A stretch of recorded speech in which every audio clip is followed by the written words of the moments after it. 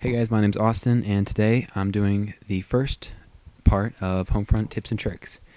And with me, I actually have Ryan, Orion is I. yeah, I'll actually leave his description in the channel below.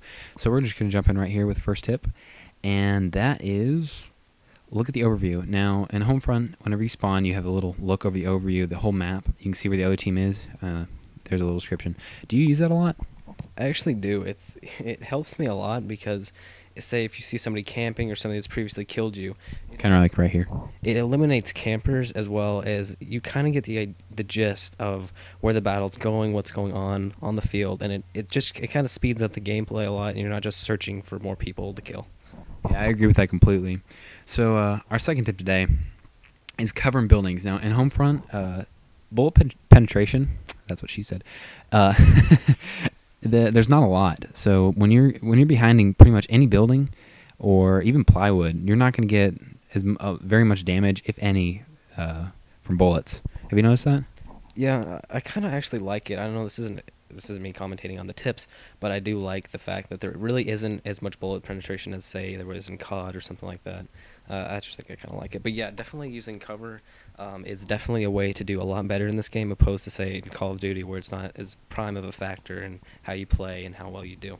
Yeah, I was going to say the same thing. The other thing I really point out is the levels are very one-dimensional. You only have one level, really, and then you have buildings which you can get on the roofs of.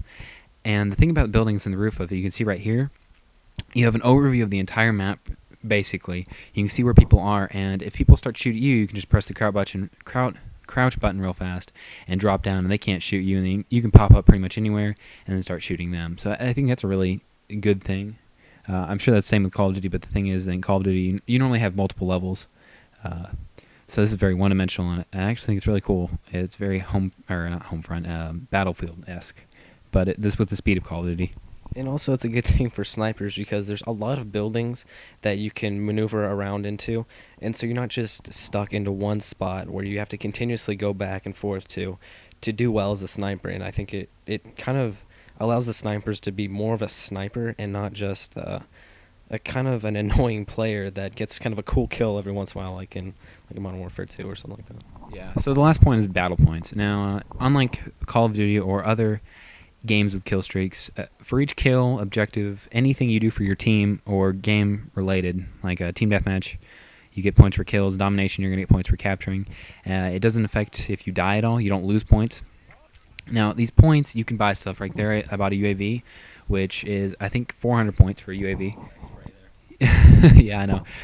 Nice no scope across the map. Well, a couple feet, yeah, whatever. So there's different levels. Like one, you have the personal thing, and I'm gonna get more into this about in the next video. And then you have RPGs, which will allow you to take out vehicles real easily. And I think that's actually a really good idea because it's very cheap. You can buy them within maybe a kill and a half. Yeah, another thing is that Homefront, unlike Call of Duty, is a very team-oriented game, and so you can have different people using different kill streaks. Say, if you want one person spotting people with the parrot, it's very easy for one person to have a continuous flow of parrots in the air, which can really help out your team. And then you can have a person designated for kill streaks, like, say, the chopper gunner, or not the chopper gunner, like this helicopter right here. Yeah, that's very true. It just kind of allows for teams that actually work as a team to do work a lot better. I don't know, if you just communicate and use the kill streaks according to each player and how they want to do and play the game. If that makes sense. Yeah, it definitely does. So that's a really good point. Is don't save your battle points. It's not always beneficial to you and your team to try to get at this chopper. This is the best kill streak or battle points usage right now. And it's definitely not beneficial to use the higher ones. I mean, it has its perks, but you kind of have to know how the map is progressing, how your team's doing, and really be more team-oriented. And I think that's a really good point. So, yeah. Guys, remember, use the little ones like UAV. Parrot is awesome. It allows you... It's basically like a Blackbird. Use the hell out of the parrot. Yeah. I mean, use that thing just constantly. It's seriously an amazing streak, or a use of battle points, really. I mean, you can get them back just right after another. It's really cool. Yeah, it's really helpful. So the last one isn't as much a tip for Homefront as as most first-person shooters, but I think it pertains more to Homefront because it's just a little bit different than Call of Duty. And since most of you guys play Call of Duty, I think it's good to relate. The first one is accuracy. Depending on the gun, you're not going to have a lot of recoil.